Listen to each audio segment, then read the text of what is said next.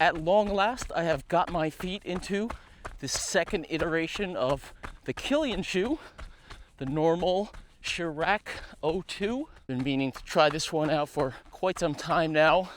There are a few notable changes which I'll get into, but it is still firmly, pun intended, a Kilian shoe. This is actually not my first run in the shoe. No, I have not been hiding them from you. I did about an hour, 7 miles in them this morning. Got a few hours free in the afternoon, so I figure, why not come out again? The weather is so beautiful, warmed up quite a bit. I was in long pants, long shirt, gloves, hat this morning. Pretty wild swings with this pattern that we're in at the moment. So this is not strictly a first run video here today, more like a first day impressions video. 2 runs here for the price of 1 video. Version 2 here certainly carries over its agile and nimble feel from the original, as you can probably see here. The headline change with this shoe is the switch to a TPE-based midsole foam from Supercritical EVA in version 1. They call that X Pure Plus for the record.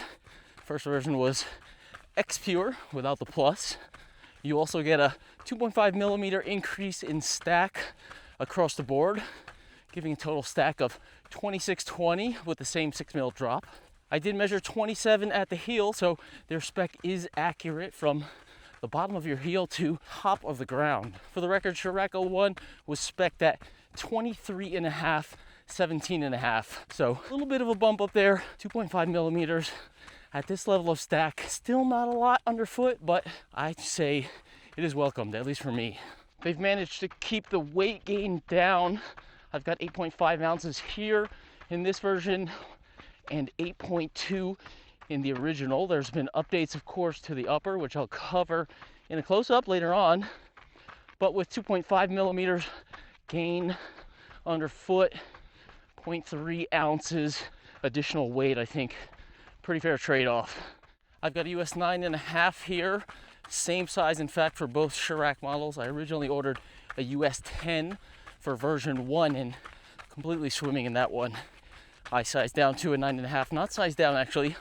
9.5 I do consider my true to size, but I did feel there was plenty of space in that toe box, plenty of width, good space in front of the toes, also good volume all around the front of the foot in version 1. So I would consider that US 9.5 to still be applicable for kind of ultra sizing, although that level of minimal feel underfoot, I'm not sure how long I'd want to take those shoes, but your mileage may vary, certainly depending on your foot strength primarily. Check out my comparison video from last year. I had the Kjerag version 1 up against the Norda 005 and OG Pulsar version 1, the original Salomon shoe. So for more details on the Kjerag 01, definitely check that one out. I hadn't run in that version 1 for quite some time when I filmed that video, and I remember being surprised at how stable and really just fun it felt to run in it. Very minimal, a lot of ground feel. That is fun for sure, but just felt like the foothold was excellent, and it was just a reminder that when that shoe first came out, it was super exciting, and I just love to run in it. On my initial try-on of this 02 here, I felt like it was maybe a touch narrower at the forefoot. It didn't seem as kind of ultra or topo wide as I really felt version 1 was straight out of the box. Loving the lightweight, 8.5 ounces. Loving the flexibility underfoot as I go up this hill here. Just feel super light on foot. Easy climbing, easy maneuverability around rocks, just stepping around here and there, whatever you need to do out on the trails. But coming back to the fit, I did detect a slight dialing in of maybe the width, maybe the volume in the forefoot area in this version 2. As I've been running it over the course of the day today, it does not seem to be an issue at all. Perhaps needs a little bit of stretch.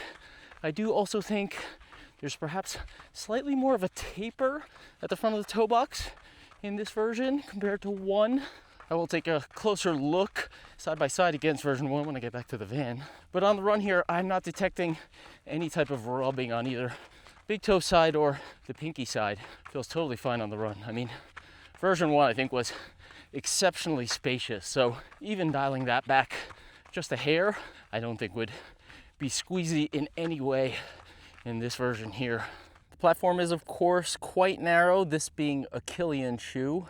Put the specs up on the screen there. Specifically very narrow around the middle of the foot here. I measured the same exact platform as version 1. This extreme kind of narrowness around the middle of the shoe, reminiscent of a couple of other shoes, the Adidas Kjerag Speed Ultra. Also, shoe I recently tested, the EX330 from Kilian. That's a monster of a shoe though. Even the Adidas shoe, that's a monster of a shoe compared to this one here. Another one is, of course, the OG Salomon Pulsar from Kilian. That one is even narrower around the middle of the foot. So you've got TPEE midsole here. It definitely feels more energetic, more bouncy on the run compared to the supercritical EVA of version 1. It is actually kind of hard for me to compare. My version 1 is so packed out at this point. I ran that at a 55K in Beaverhead, extremely rocky. I wrecked my feet in that race. One of the only races where I wrecked my toenails was in the Kjerag 01. I just don't think my feet are up to the task for that type of rockiness and 55K distance in that minimal of a shoe. But certainly I feel like I would have more range in this one. That additional 2.5 millimeter certainly does feel a little bit better underfoot. It feels a little bit softer. Energy is more there. Version 1 just felt more flat. I kept thinking minimal, minimal, minimal. This is just really thin shoe underfoot in that one. Again, my version 1 is so packed out. Standing in this shoe side by side with that one, it's just a very different feel at this point. I'm gonna have to put more miles to see how the durability of this midsole TPE holds up compared to that one. That one feels especially packed out under the base of my big toe area. It feels like I'm like almost standing on a pancake, like right on top of the ground under there. This one clearly fresh out of the box, nice and energetic. Love it on the run so far. Gonna pop it on right now. Actually, let me flex it for you before I put it back on.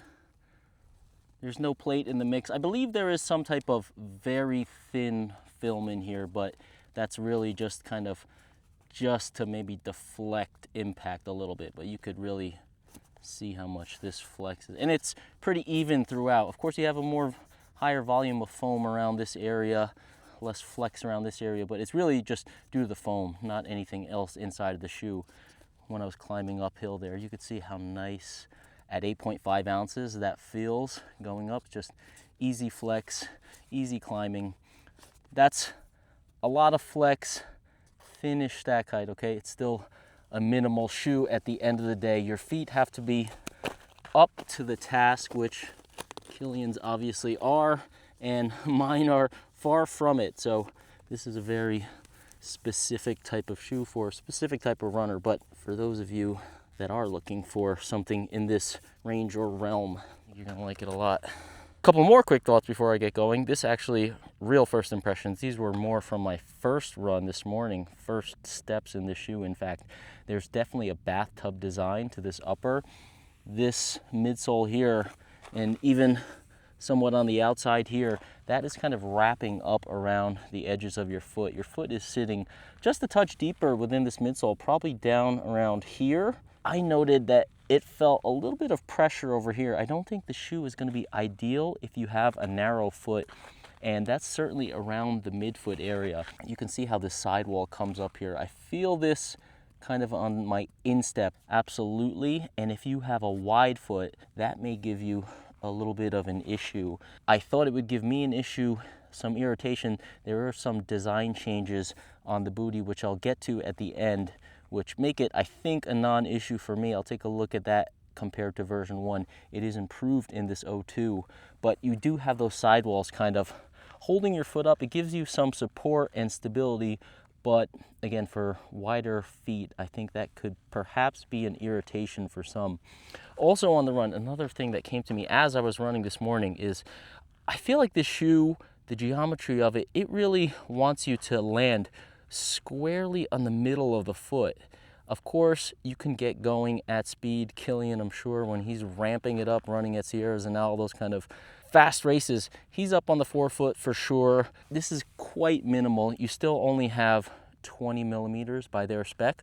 So that's not a lot underfoot, especially once you put these miles into the shoe. It's going to compress a little bit, minimal compared to other super shoes on the market. So as I was running this morning, I just got the feeling, and it felt good, certainly with this bigger chunk, the sidewalls here, that seems to be the area where the shoe wants to hold your foot. And as I was landing, I thought, I felt a little better kind of sitting back. Sometimes, maybe this is not a good thing, but sometimes I can get too much up on my forefoot. And with that thinner 20 millimeters up there, that's where you're gonna get a lot of impact there.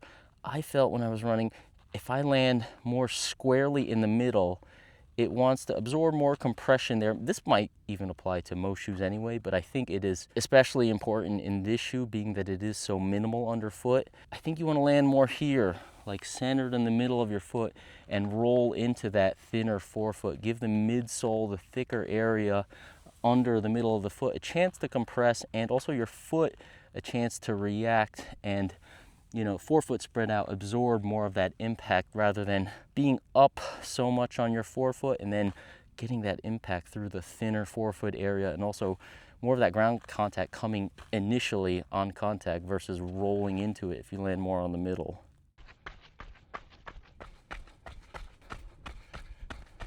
Okay, so you heard me mention how minimal the feel is, how minimal the stack is. No plate in the mix, of course. Very thin film. Protection is going to be, it's going to be what it is. How much of rockiness you can stand underfoot, and that's going to be determined by your foot strength, not the shoe itself. I wouldn't count on this one to really give you that much, aside from compared to running barefoot maybe. You do have full coverage, Vibram Mega Grip. Light base formulation here, saving weight of course. Full coverage there, so it can kind of absorb some smaller things, but I'm of course trying to be careful not to hit those big sharp runs. You don't want to take too many of those in the shoe. I picked up these Science and Sport gels here from thefeed.com, just trying them out. This is their Isotonic formulation. I've been using their beta gel, so interested to try something different. Isotonic means it more closely matches the consistency of the fluids in your body. Essentially what that means is they're more watery. More water also means less carbs, less calories, easier on the stomach perhaps. So for those of you that a higher concentration of carbs is more difficult on your stomach, it could be an option. These two here, they've got 22 grams in each of them, whereas the regular beta gels in the same size and weight package pack 40 grams of carbs. But these could of course be better on your stomach, less sloshy if it is an issue with the amount of sugar getting into your gut. Your gut needs the proper amount of electrolytes, also the proper amount of fluids in order to absorb all of those calories, carbs there. So if that is something you do struggle with, perhaps you might want to give something like this a shot. There are smaller gels on the market with lesser carbs, say in the range of 20 to 25 grams, but they'll be a lesser volume than these packs. So they'll just have lesser carbs, but they'll still be thick. This one has a really watery texture, different kind of setup here. Something to experiment with. Should always be experimenting, especially if you have any issues absorbing calories on the run. For me specifically on the run, sometimes I don't want to carry a lot of fluids when I'm doing these types of videos. And this gives me the option where you don't need to carry fluids and able to absorb this. It should match the consistency in your bloodstream and your gut. So it should be a little easier to handle. So I've taken a few of these out on the run and it's been pretty good. I'll go kind of light, especially in the winter months here. I am more running in a t-shirt here, but it is kind of cool, so definitely don't need as much fluids as I do in the summertime. And for, say, even a quick hour and a half run, video filming sesh, I think a small soft flask and a couple of these gels really I find does the trick. So with that, I would say encouragement from the geometry to land squarely under the middle of the foot in this shoe. I'm also finding a level of engagement of your foot with the ground. As you land in the middle of the shoe there, it really kind of activates your forefoot, activates the toes, I would say. So it's certainly not a natural shoe in terms of being flat, having an excessively wide toe box, but it is minimal enough where you get really good ground feel. Obviously, I was talking about protection earlier, but also I think good activation of the foot, something that you don't get in a lot of modern trail shoes, super shoes certainly. I don't know if you would classify this as the same type of super shoe given the minimal nature as some of those, high stacked, crazy, plated, rocker, wild geometries in more of what you would think of a trail super shoe to be. But I find that level of foot engagement with the ground underneath your foot, that is really fun on the run. It feels pretty nice. I would say these are fresh out of the box. Again, I have a little bit more protection than version 1, certainly at this point, and even initially with the added stack and the TPE foam here, I feel like that makes it a lot more runnable option. It's going to work a lot better for majority of non-Kilian type runners, which is basically everyone. There is certainly an element of fun factor to this shoe. The lockdown, foot security, really excellent. Same level as I found with version 1. It's just fun. It's wrapped around your foot. Don't have to worry about anything, and except for rocks underfoot. But I think that's a given. But in terms of where you need to place your foot, how you need to jump around, whew, super fun. Stay tuned for the close-up, but thank you for tuning in once again. Hope you enjoyed this long-awaited review, first run in the Kjerag 02. Definitely going to be running a lot more in this one. It's just fun to run in, easy shoe to grab, day-to-day runs, shorter distances. Activate the foot a little bit more if that's what you're interested in, and go even longer if your foot or your feet are up for the task. I did purchase this shoe with my own money. Got one of those REI 20% discount codes. I sent out a couple newsletters earlier, Backcountry and REI. Maybe still time to check those out. Might not be the same exact deals, but it might be some good deals. I got the 20% off here, got the REI MasterCard, REI membership, so I don't know even what the final total came out to, but got a pretty good deal on these, so decided to spring for them. So check out REI, Backcountry, links are in the description below. Clicking through there will, of course, support the channel, and you may find great deals on shoes like this, just like I did. Check out thefeed.com, of course, 10%. Check out those Isotonic gels, lots of other stuff on the feed, anything. All right, quick first day close up here between the two Kjerags, 01 and 02, of course. I did feel like it was a little bit wider here. I'm not sure if you could tell very much visually. It just seemed like more spacious around this area of the shoe than this one. Perhaps they dialed it just a little bit, and I think at the front of the toe box, it just felt a little wider up here. Felt like maybe they tapered this just a touch. Let's see if this gives us a better angle. I do think it looks a little narrower with the 02 here than 01. Again, it's not an issue on the run. This is a single layer mesh here. This is the outer layer. One layer here, you have the matrix strands here. And then with the 01, similar over here, but it's just a little bit thicker. They seem to have weaved in a thicker kind of mesh here. So there's like two levels here. It was less breathable, kind of held a little bit of water. Also this suede-ish tongue here did tend to get wet and soak up a lot of water. This is just overall a thinner mesh here. You could definitely feel it. There's the more texture in version 1, so lighter weight here to offset some of the gain from the 2.5 millimeter increase in stack. Again, only a 0.3 ounce gain going from this shoe to this one in my size US 9.5. Let's take a look at the insides here. You have the same kind of gusseted setup, but I find in here they had some stitching on the edges here that really irritated. Actually, I got my left shoe here. I cut off that thing here, that gusset that was here, There's stitching on both edges there. And on my instep, I was talking about the sidewall. It's a similar kind of setup here. This sidewall here, the edge of that is right here inside the shoe. So this is, that midsole there is kind of wrapping up around the edge of your foot.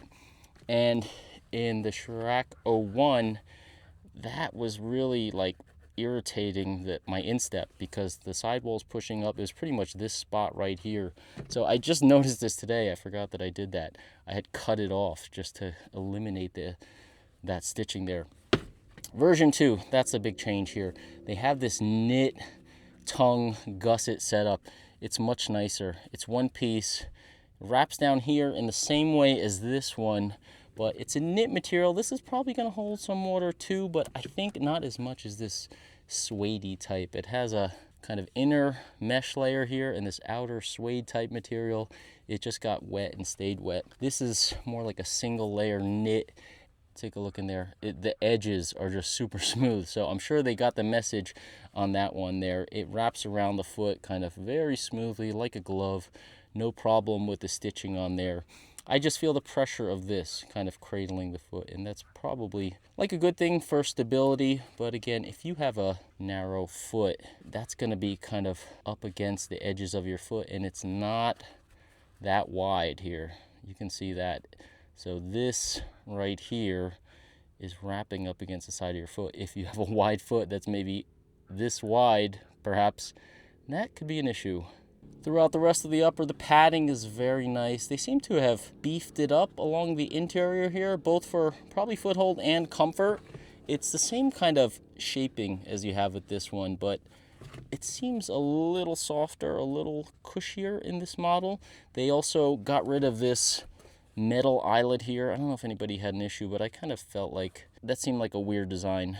There was no extra eyelet hole for lace locking, for one thing, and just to have this metal piece there up against perhaps a sensitive area depending on your foot shape, that was not a great idea. Here they went with standard. They have nice flat laces here, and then they do give you the extra eyelet for lace locking if you need it, which I don't, because the foothold is really good. But again, they eliminated that metal eyelet, which was kind of strange anyway. A little bit of reinforcement around the toe cap here in comparison to this thinner kind of plasticky layer here. You could see how destroyed these shoes got over at Beaverhead. And my feet took the brunt of it too. But well worn, and I will also be putting the miles into this one. Maybe not at that type of race, but be putting miles in these and do maybe a fuller follow-up in this one, or maybe I'll just jump right into comparisons. Let me know what you want to see down in the comments below. Again, thank you for tuning in, and I will see you out on the trails in the next one.